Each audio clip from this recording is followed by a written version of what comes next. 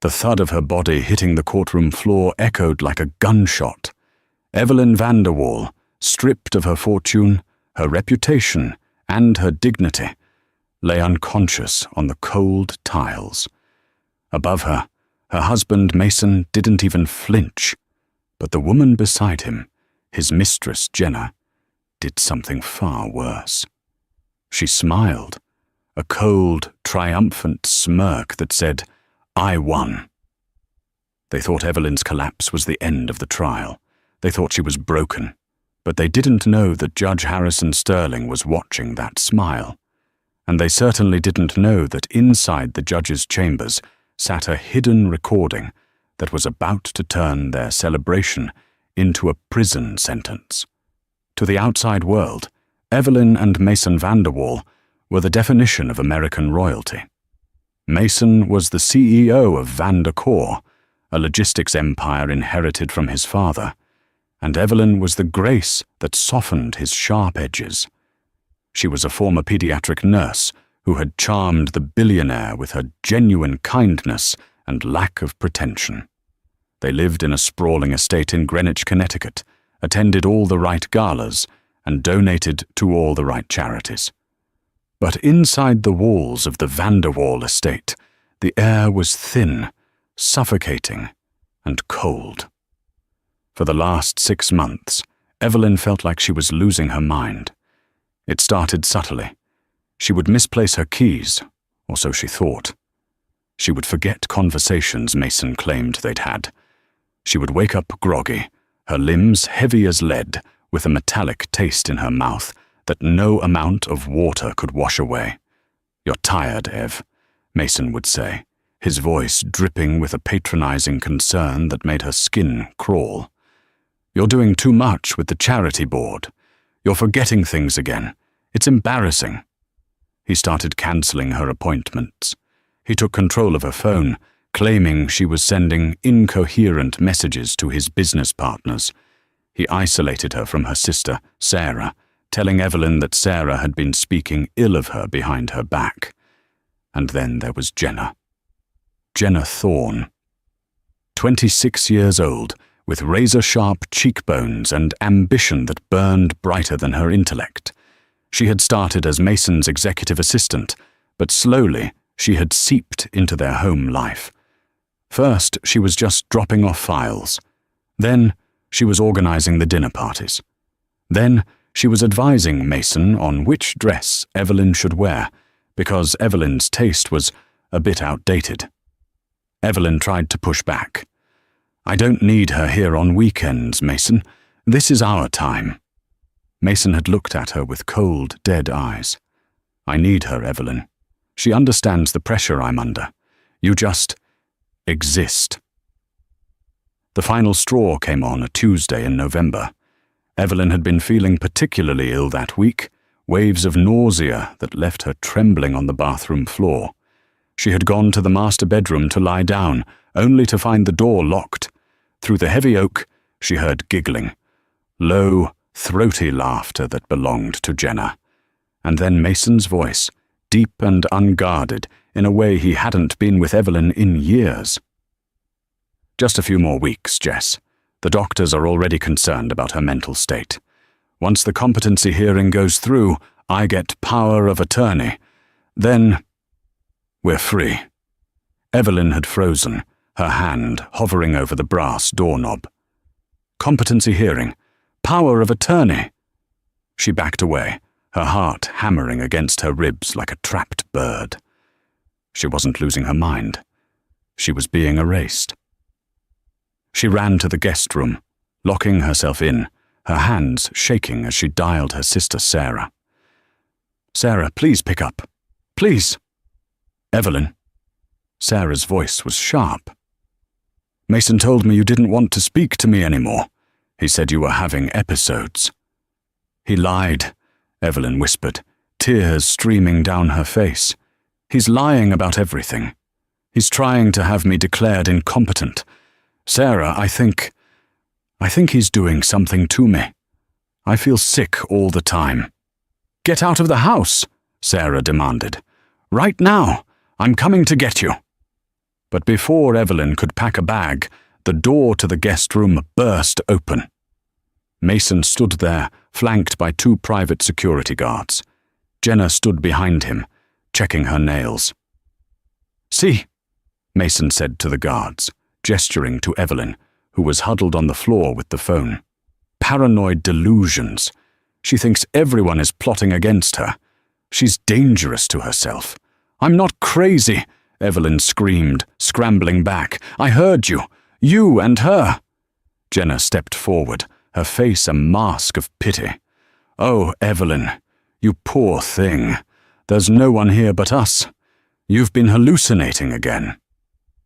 That night, Evelyn was involuntarily committed to a private psychiatric facility on Mason's orders.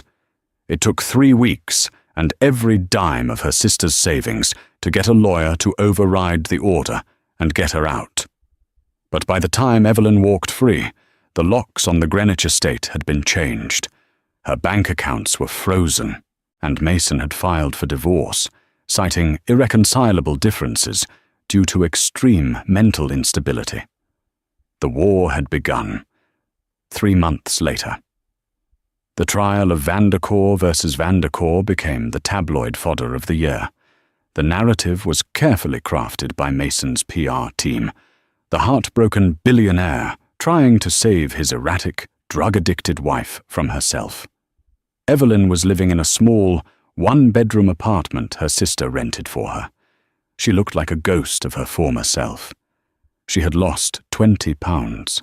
Her skin was pale, almost translucent. The nausea hadn't stopped, even though she was away from the house. Her lawyer was a man named David Ross. He was a good man, honest, but he was outgunned.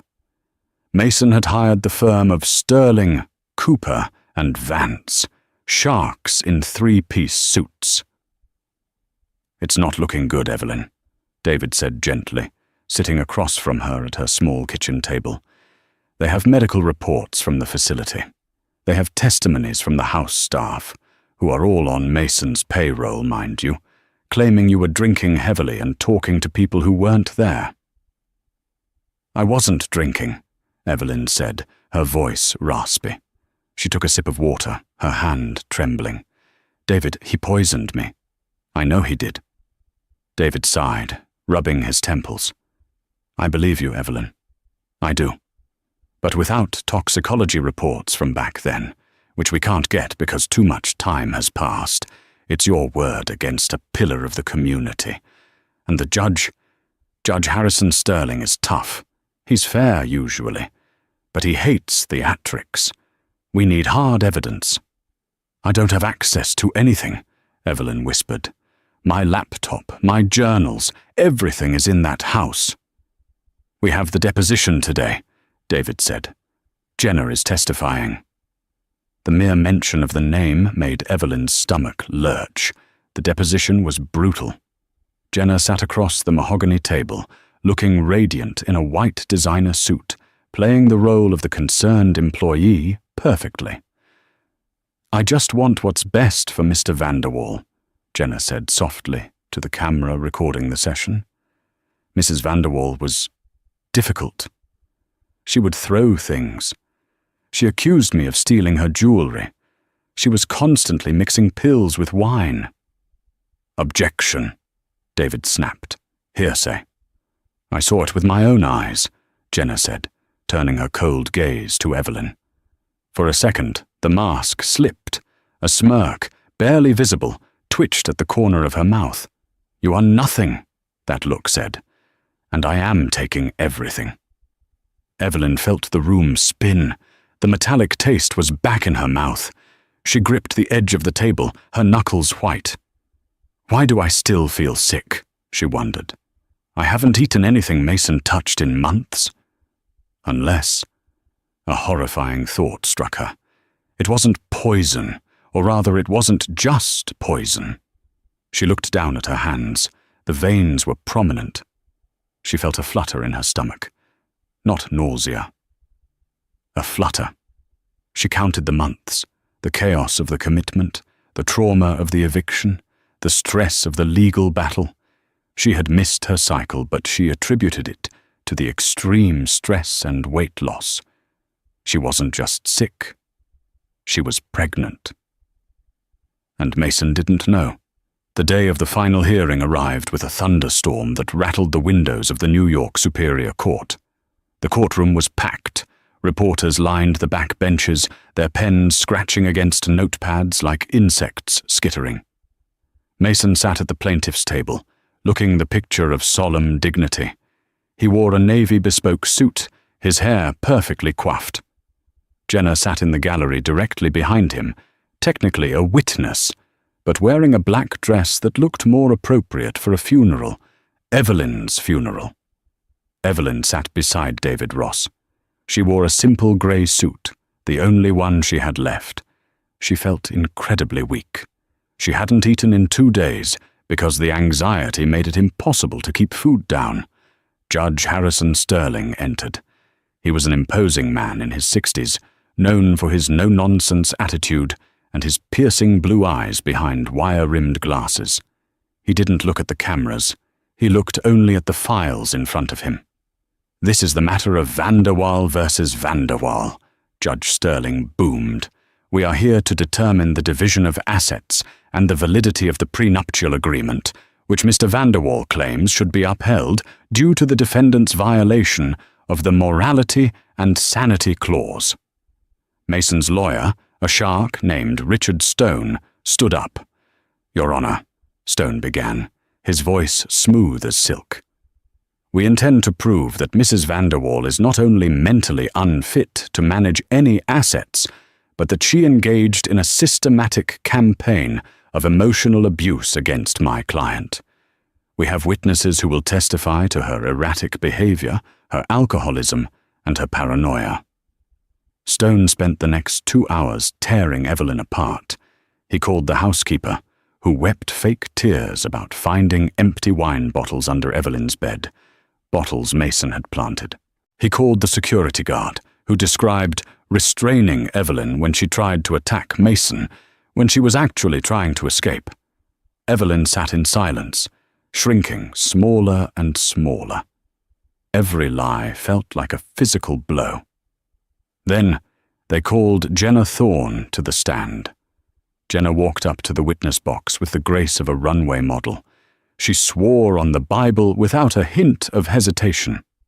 "Miss Thorne," Richard Stone asked, "describe the night Mrs. Vanderwaal was committed." Jenna looked at the jury, then at the judge, her eyes wide and innocent. "It was terrifying, Your Honor. Mason, Mr. Vanderwaal, called me in a panic. He said Evelyn was screaming about people in the walls. When I got there, she was holding a knife. She lunged at Mason. She screamed that if she couldn't have the money, no one would." A gasp went through the gallery.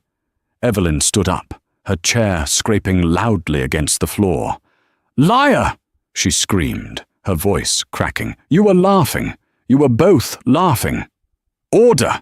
Judge Sterling banged his gavel. "Mrs. Vanderwaal, sit down or I will hold you in contempt." "She's lying," Evelyn sobbed, collapsing back into a chair. David Ross put a hand on her arm. "Evelyn, please. You have to stay calm. We'll cross-examine her." But Evelyn couldn't stay calm. The room was getting hotter. The lights overhead seemed to be pulsing. That metallic taste was overwhelming now, choking her. She looked at Mason. He was watching her, shaking his head sadly for the benefit of the judge. But when his eyes met hers, his expression shifted. It was a look of pure, unadulterated malice. "Die," his eyes seemed to say. "Just die already." Then she looked at Jenna. Jenna was still on the stand, dabbing a dry eye with a tissue. But as she lowered the tissue, she caught Evelyn's gaze. Jenna smiled. It wasn't a polite smile. It was a predator's grin. She mouthed 2 words. "Game over." The rage flared in Evelyn's chest, but her body couldn't support it. The blood rushed from her head. The sounds of the courtroom, the scratching pens, the judge's voice, the rain outside, blurred into a single, high-pitched hum. Black spots danced in her vision. The floor seemed to tilt sideways. "Evelyn." David's voice sounded like it was coming from underwater. She tried to reach for the water pitcher, but her hand passed right through it. Her world went black. Thud. The world returned to Evelyn in fragments of white light and the sharp, stinging scent of antiseptic. The last thing she remembered was the way the floor tiles in the courtroom seemed to rise up to meet her face. Now, there was only the rhythmic beep, beep, beep of a monitor, and the feeling of a cold IV line taped to the back of her hand. She blinked, her eyelids feeling like sandpaper. "She's awake," a soft voice said. Evelyn turned her head. David Ross, her lawyer, was sitting in a plastic chair in the corner of the hospital room. He looked exhausted. His tie was loosened, and he was holding a styrofoam cup of coffee that looked like it had gone cold hours ago. Next to him stood a doctor, a woman with severe glasses and a compassionate expression. Where am I?" Evelyn croaked. She tried to sit up, but a wave of dizziness pushed her back into the pillows. "St. Jude's Medical Center," the doctor said, stepping forward. She checked the monitors. "I'm Dr. Alana Baines. You collapsed in the Superior Court, Mrs. Vanderwall. You've been unconscious for 6 hours." Evelyn's heart rate spiked on the monitor. "The trial. I have to. Mason." "The trial is suspended until tomorrow morning," David said, standing up and moving to the side of the bed. "Judge Sterling granted a 24-hour emergency recess. But Evelyn, we have bigger problems to discuss. Or rather, solutions." Evelyn looked at him, confused. "What do you mean?" Dr. Baines pulled a metal clipboard from the end of the bed. Her expression hardened, not at Evelyn, but at the information on the page.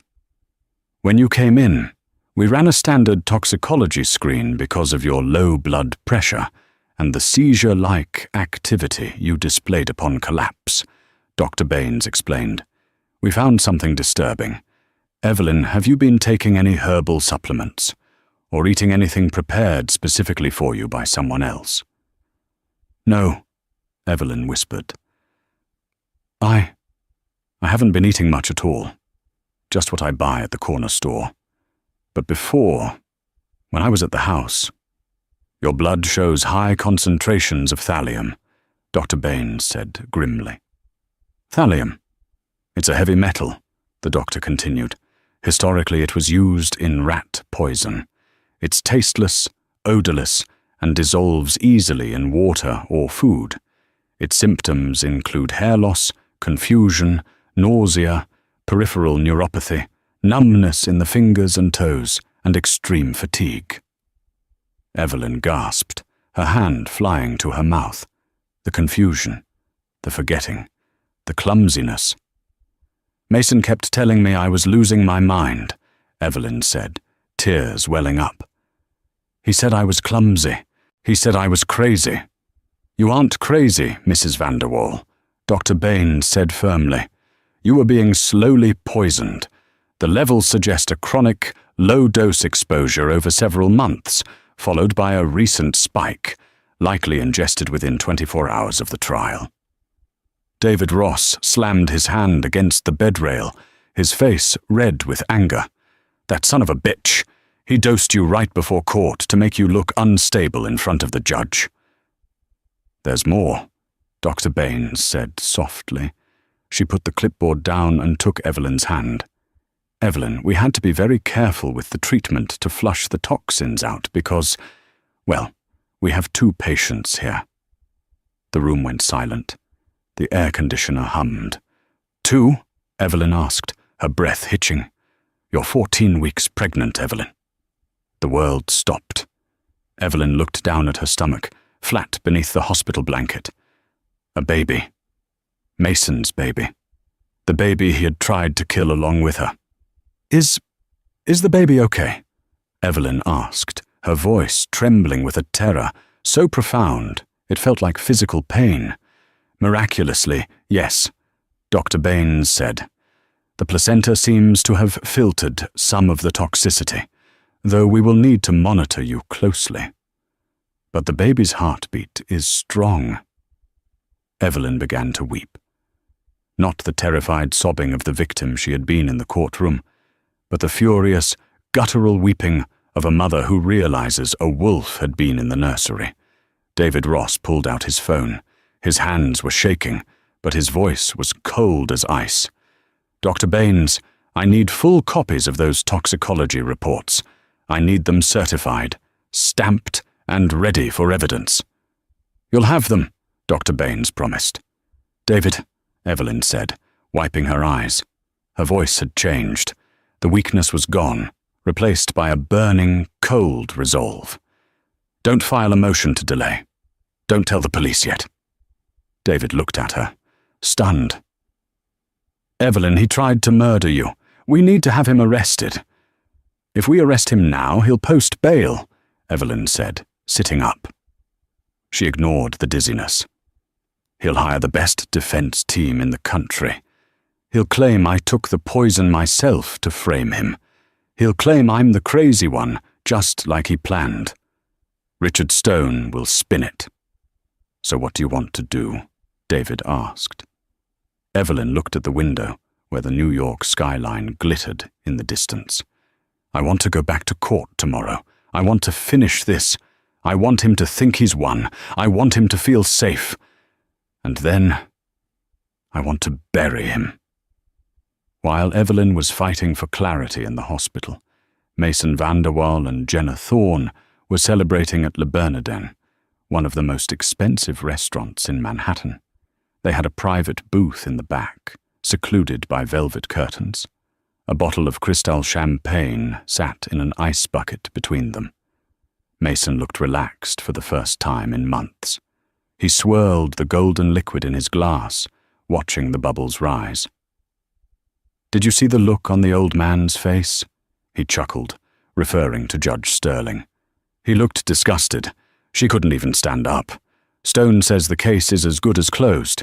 He'll grant the annulment based on fraud and incapacity by Monday. Jenna smiled, slicing into her filet mignon.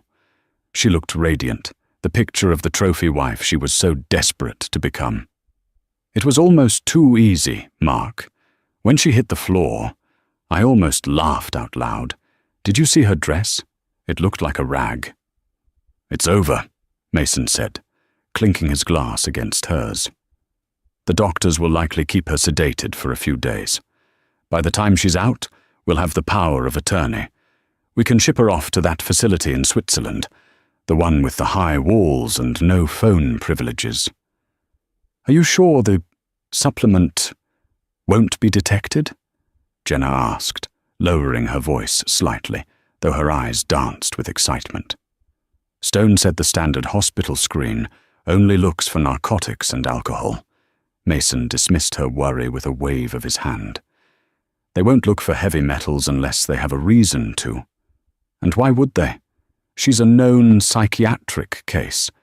They'll assume she took too many sleeping pills or just had a nervous breakdown. Jenna giggled, taking a sip of champagne. You're brilliant, darling. Absolutely brilliant. They didn't know. They didn't know that 3 miles away, in the dimly lit chambers of the New York Superior Court, Judge Harrison Sterling was not sleeping. Judge Sterling sat at his heavy oak desk, a singular green-shaded lamp illuminating the files before him. He was rubbing his eyes. He had been a judge for 30 years. He had seen liars, murderers, and thieves. But something about today sat wrong in his gut. It was the smile. He had seen Jenna Thorne smile when Evelyn fell. It wasn't shock, it wasn't concern, it was satisfaction. Harrison Sterling was a man of old-school habits, but he was also a man of paranoia. Years ago, after a defendant threatened his life in the courtroom, he had installed a secondary, high-fidelity audio recording system in his courtroom. one that was voice-activated and independent of the court stenographer's equipment. It was meant for security, to catch threats whispered during recesses. He rarely checked it. But tonight, he had a nagging feeling. He opened his laptop and logged into the secure server. He pulled up the audio file from that morning. Courtroom B, 10:45 a.m. He scrubbed through the timeline. He found the moment of the collapse. The audio spiked with the sound of the body hitting the floor, the gasps, the bailiff shouting for a medic. He listened to the chaos for 10 minutes. Then, the audio went quiet as the courtroom was cleared. The bailiffs had ushered the public out. Evelyn had been wheeled out on a stretcher. The courtroom was technically empty, but the recording continued. The voice activation software picked up movement near the plaintiff's table. Click. Is she dead? A female voice. Jenna Thorne. Judge Sterling leaned in, turning the volume up to the maximum. No, came the voice of Mason Vanderwall. The audio was crisp. They must have been standing right next to the microphone, embedded in the plaintiff's podium, thinking they were alone in the cavernous room. But she's out of the way. Did you swap the water bottle? I put it in her bag, like you said, Jenna replied. If they test it, they'll just find vodka. It proves she's a drunk. Good girl, Mason said. And the other thing? The sweetener? In her coffee this morning. Just a pinch. Enough to tip her over the edge, not enough to kill her right here. We need her alive to sign the papers, remember? God, she's pathetic, Mason laughed. A cold, heartless sound. I can't wait to burn everything she owns. Judge Sterling sat back in his leather chair. The silence in his office was deafening. He took off his glasses and cleaned them slowly with a microfiber cloth. His hands were trembling, not with age, but with a righteous, volcanic fury. This wasn't a divorce case anymore. It was a crime scene. He reached for the phone on his desk. It was 11 p.m., but he dialed a number he knew by heart. Detective Miller, this is Judge Sterling. I need you to meet me at the courthouse. Bring a warrant for the seizure of electronic devices for Mason Vanderwall and Jenna Thorne. And bring handcuffs. No, don't arrest them yet. Just be ready. We have court in the morning. He hung up. He looked at the empty courtroom on his monitor. You smiled, he whispered to the screen. You shouldn't have smiled. The next morning, the atmosphere in the courtroom was thick with tension. Rumors had swirled that Evelyn had died in the night. Others said she had fled the country. When Mason and Jenna arrived, they played their parts perfectly. Mason wore a black tie, looking somber and grief-stricken. Jenna wore a modest navy dress, clutching a rosary beads, a prop that made Judge Sterling's stomach turn as he watched them from the bench. All rise, the bailiff bellowed. Judge Sterling entered. He moved slower than usual. He didn't look at the lawyers. He didn't look at the gallery. He sat down and arranged his robes. Be seated, he said. His voice was gravel. Your Honor. Richard Stone, Mason's lawyer, stood up immediately. In light of yesterday's tragic events, and Mrs. Vanderwall's clear inability to proceed due to her medical and psychological crisis, we move for a summary judgment in favor of my client. It is clear she is unfit to stand trial or manage her affairs. Judge Sterling looked at Stone. Then he looked at Mason. Mason nodded solemnly, wiping a fake tear from his eye. Is that so? Judge Sterling asked. You believe she is unfit? The woman collapsed in a fit of hysteria, Your Honor, Stone said. She is a danger to herself. The court acknowledges the collapse, Sterling said, his face unreadable. However, the court has also received a request from the defense to allow Mrs. Vanderwall to make a statement. Mason froze. Jenna's head snapped up. The double doors at the back of the courtroom swung open. The room gasped. Evelyn Vanderwall did not walk in. She was pushed in a wheelchair by a nurse. She looked frail, her skin the color of parchment. But she was sitting upright, and her eyes were burning with a fire that terrified Mason. David Ross walked beside her, carrying a thick stack of medical files. "Your Honor," David said, his voice booming, "Mrs. Vanderwall is present and ready to proceed." "This is absurd," Stone objected. "Look at her. She belongs in a hospital, not a court of law."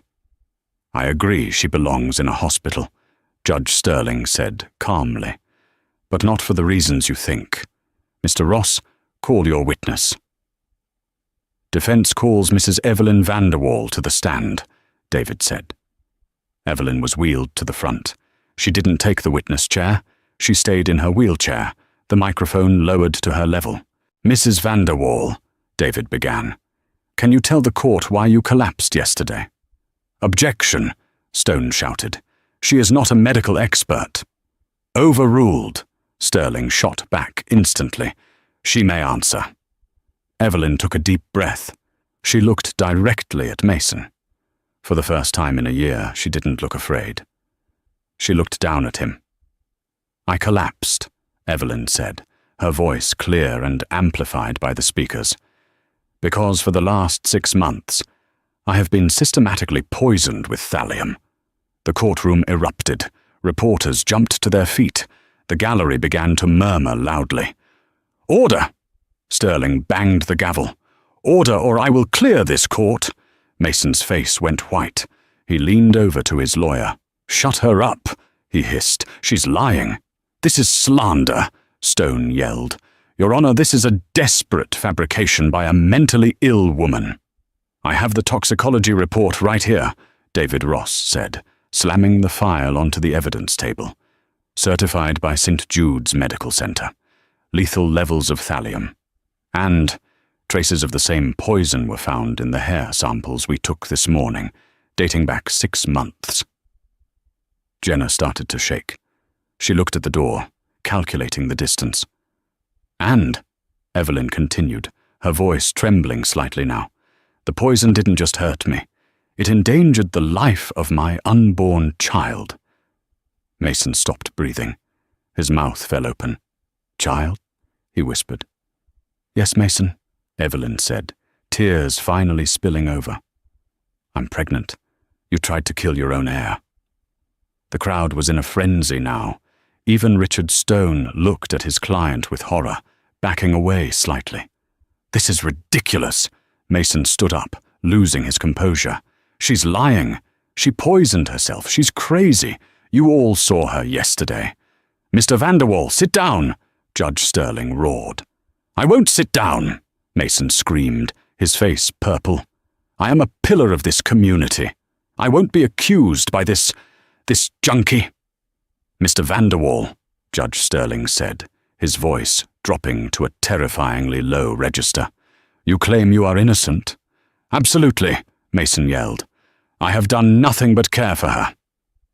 Judge Sterling reached out and pressed a button on his laptop. He looked at the court reporter.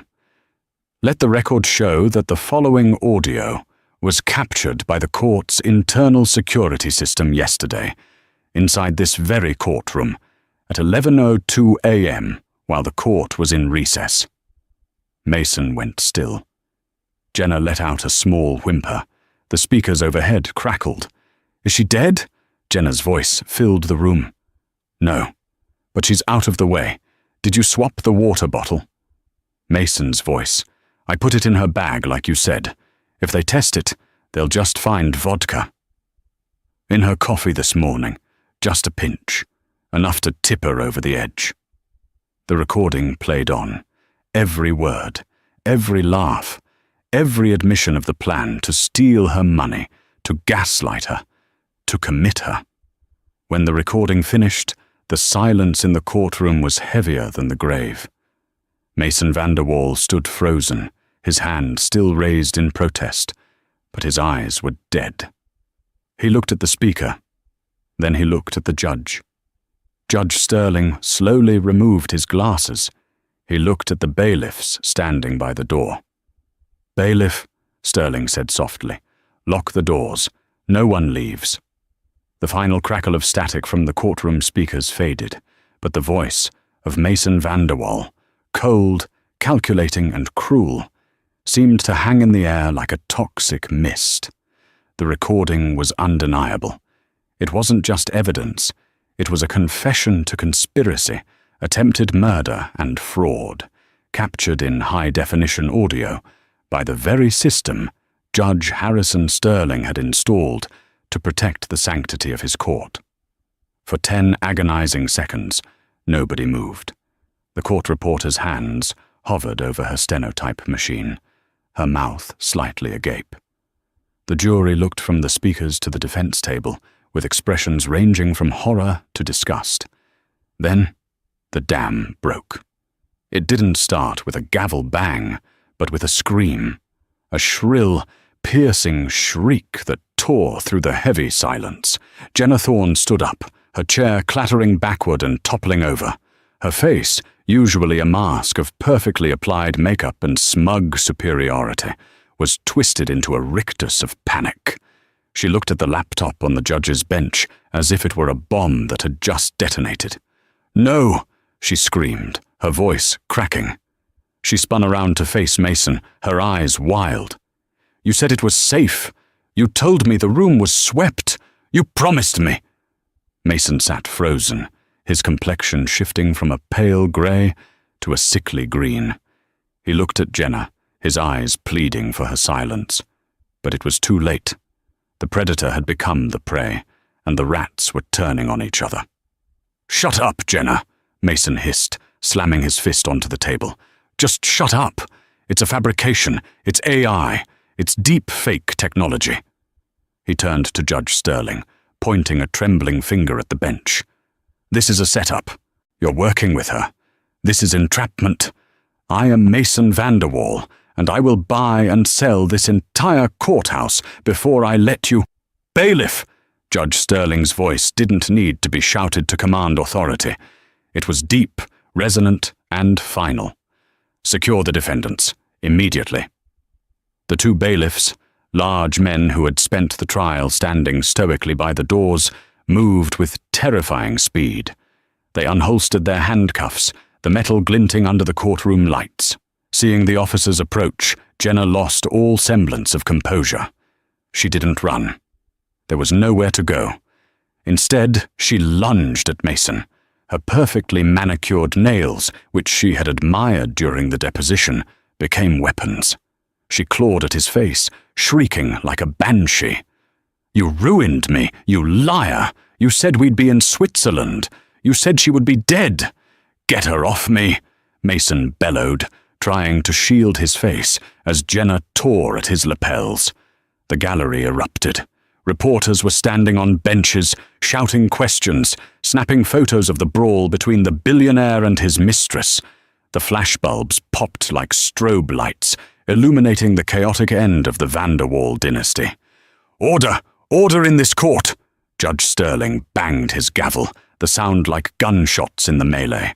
The bailiffs pulled Jenna off Mason. She was sobbing now, hyperventilating, her designer dress torn at the shoulder. "I'll talk!" she screamed at the approaching officers. "I want a deal. I'll tell you everything. The accounts in the Caymans, the bribed doctors. I'll tell you everything if you just let me go." "You stupid cow!" Mason shouted back as his arms were wrenched behind his back. The click of the handcuffs was audible even over the noise. "You are nothing. I made you." Evelyn watched it all from her wheelchair. She didn't flinch. She didn't look away. David Ross stood beside her, his hand resting gently on her shoulder. But she didn't need the support. She felt a strange, cold clarity wash over her. For months, these 2 people had been the monsters in her closet, the architects of her nightmares. They had made her doubt her own mind. They had made her fear for her life and the life of her unborn child. But seeing them now, disheveled, screaming, turning on each other like cornered animals, she realized they weren't monsters. They were just pathetic, greedy people who had underestimated the one thing they couldn't buy: the truth. As the bailiffs dragged Mason toward the side door leading to the holding cells, he dug his heels in. He looked frantically around the room, his eyes landing on Evelyn. The arrogance vanished. The anger evaporated. In its place was a desperate, pathetic pleading. "Evelyn!" he shouted, struggling against the bailiff's grip. "Evelyn, baby, tell them! Tell them to stop! Think about the company! Think about our image! We can fix this! I can get you the best doctors! I'll fire Jenna! I'll give you anything!" The room quieted slightly, waiting for her response. Evelyn signaled to David. He leaned down, unclipped the microphone from the stand, and held it to her lips. "You're right, Mason," she said. Her voice was soft, but it carried the weight of a guillotine blade. "You will give me anything.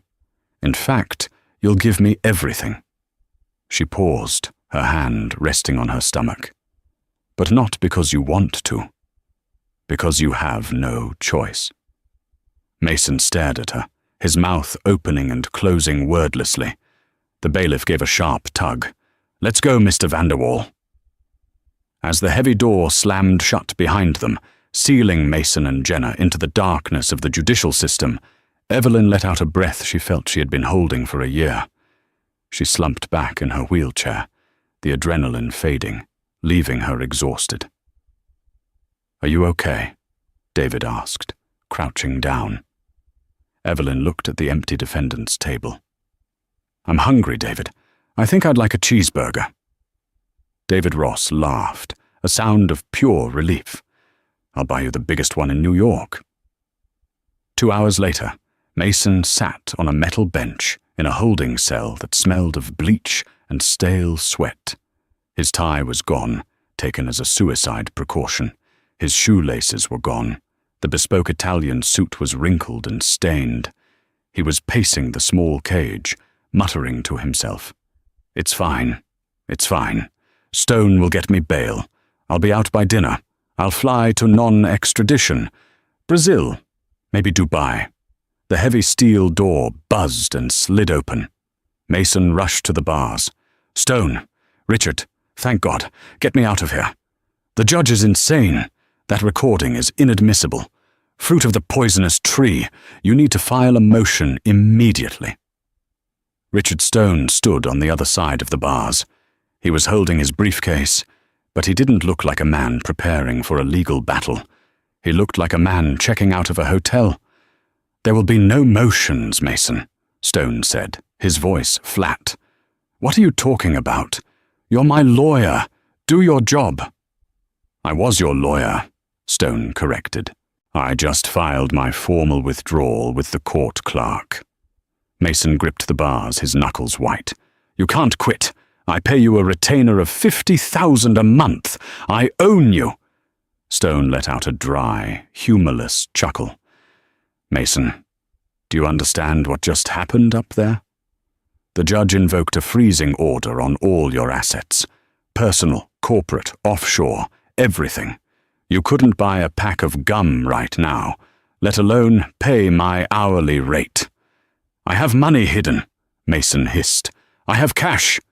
And Jenna is currently in the interrogation room 3 doors down, singing like a canary to the district attorney," Stone replied, checking his watch. "She's telling them about the shell companies, the tax evasion, the bribes to the zoning board last year. It's over, Mason. The feds are already on their way to seize the hard drives at Vandercore." Mason felt his knees give way. He slid down the bars until he hit the concrete floor. But I'm Mason Vanderwall." "Not anymore," Stone said, turning to walk away. "Now, you're just inmate 8940. Good luck, Mason. You're going to need it." The footsteps faded away. Mason sat alone in the silence. For the first time in his life, he was truly, completely alone. He closed his eyes and saw Evelyn's face. Not the scared woman he had tormented, but the woman in the wheelchair who had looked at him with absolute indifference. He realized then that the poison hadn't killed her. It had forged her into something harder than he could ever be. A week later, The lobby of Vandercore Logistics was quiet. The receptionists whispered behind their hands. The executives paced in their glass-walled offices, sweating through their shirts. The news of Mason's arrest had sent the stock plummeting by 40%. The board of directors was in a panic, holding an emergency meeting in the penthouse boardroom to discuss damage control and how to distance themselves from the scandal. "We need to issue a statement," said terrifyingly corrupt CFO Leonard Vance. "We claim we knew nothing. We paint Mason as a rogue operator. We stabilize the stock." "And what about the wife?" asked another board member. "She's the sole beneficiary if the assets are transferred. She's a nurse, for God's sake. She knows nothing about logistics. We can buy her out for pennies on the dollar." The double doors to the boardroom swung open with a force that rattled the windows. Evelyn Vanderwall rolled into the room. She was still using the wheelchair to conserve her strength, but she didn't look weak. She was wearing a white power suit that contrasted sharply with the dark mahogany of the room. Behind her walked David Ross and a team of 4 forensic accountants. "Gentlemen," Evelyn said, her voice projecting clearly across the long table, "I believe you're sitting in my chair." Leonard Vance stood up, adjusting his tie. "Mrs. Vanderwall, this is a closed meeting. We are trying to save this company. Perhaps you should go home and rest. We can discuss a settlement package later." Evelyn signaled to David. He placed a stack of documents on the table. "This," Evelyn said, "is a court order signed by Judge Sterling this morning. It grants me immediate, controlling interest in Vandercore via the constructive trust doctrine. Since Mason used company funds to purchase the poison and pay off the staff who gaslit me, the company is technically an instrument of his crime, and now it belongs to his victim." The room went deadly silent. "Furthermore," Evelyn continued, locking eyes with Vance, "those men behind me are forensic auditors. They are here to look for the embezzlement that Jenna mentioned in her plea deal, specifically the funds you helped Mason funnel into the consulting accounts." Vance's face drained of color. "You're fired, Leonard," Evelyn said. "Security is waiting to escort you out. Leave your phone and your laptop on the table." "You can't do this," Vance sputtered. "I know where the bodies are buried." "Good," Evelyn smiled, icy cold. "The auditors will need help finding them. Goodbye." She turned her gaze to the rest of the board. "Anyone else who helped him? Anyone else who knew he was poisoning his wife and said nothing? You have 5 minutes to resign. If you stay, I will find out what you did, and I will prosecute you with the same ferocity I used on my husband." 3 board members stood up immediately and fled the room. Evelyn wheeled herself to the head of the table, Mason's spot. She looked out the window at the city skyline. It was the same view Mason had looked at while plotting her demise. Now it was hers. "David," she said, "let's get to work. We have a company to clean." The months that followed were a blur of depositions, board meetings, and medical appointments. Evelyn was ruthless in business, purging Vandercore of its toxic culture. But she was fragile physically. The thallium had done damage that would take years to heal. Her nerves were shot. Her energy levels were low. But she held on. She held on for the life growing inside her. Late one rainy Tuesday in October, 5 months after the trial, Evelyn went into labor. It wasn't an easy birth. Her body was still recovering from the trauma. The doctors at St. Jude's were on high alert, monitoring the baby's heart rate, terrified that the heavy metals might have caused congenital defects or weakness. "Push, Evelyn. You have to push," Dr. Baines urged her. "I can't," Evelyn cried, sweat matting her hair to her forehead. "I'm too weak. I can't do it." "Yes, you can," Sarah, her sister, who was holding her hand, whispered fiercely. "You beat Mason. You beat the poison. You beat the lawyers. This is the easy part, Elle. Bring him home." Evelyn closed her eyes. She thought of the moment she fell in the courtroom. She thought of the smile on Jenna's face. And then she thought of the future, a future where she was free. She summoned a strength that didn't come from her muscles, but from her soul. She pushed with everything she had left. A cry filled the room. It was the loudest, angriest, most beautiful sound Evelyn had ever heard. "He's here." Dr. Baines laughed, holding up the wriggling infant. "And look at those lungs!" They placed him on Evelyn's chest. He was small, but he was perfect. 10 fingers, 10 toes, a tuft of dark hair. Evelyn ran her hands over his tiny back, checking him, needing to know he was whole. "Is he?" she asked, unable to finish the sentence. "His APGAR score is a 9, Dr. Baines said, smiling behind her mask. "He's perfect, Evelyn. The placenta shielded him. He's a miracle." Evelyn buried her face in the baby's neck and wept. These weren't tears of pain or fear. They were tears of victory. "Leo," she whispered. "His name is Leo." 6 months after Leo's birth, the sentencing hearing for Mason Vanderwall was held. Evelyn didn't have to go. David advised her against it. "You don't need to see him, Evelyn. It's done." "I do need to see him," Evelyn said, adjusting the lapel of her charcoal blazer. "I need him to see me." The courtroom was packed again, but this time the mood was different. There was no suspense. There was only the grim satisfaction of a community watching a tyrant fall. Mason was brought in wearing an orange jumpsuit. He had aged 10 years in 6 months. His hair was grey and thinning. He shuffled in shackles, his head down. When it was time for the victim impact statement, Evelyn walked to the podium. She didn't need a wheelchair anymore. She stood tall, her heels clicking confidently on the floor. She didn't read from a paper. She looked directly at Mason. "For a long time, I asked myself why," Evelyn began, her voice steady. "Why you did it. I was a good wife. I loved you. I supported you. And for that, you fed me poison. You watched me get sick. You gaslit me into thinking I was insane." Mason refused to look up. "But I realized," she continued, "that it wasn't about me. It was about you. You were so small, so insecure, that you couldn't handle a partner. You needed a victim. You needed a pet. And when I started to have my own thoughts, my own life, you decided to discard me." She leaned forward, gripping the podium. "You took my health. You took my trust. You almost took my son. But you failed, Mason, because you forgot one thing about poison. If it doesn't kill you, it inoculates you. You made me immune to fear. You made me immune to men like you."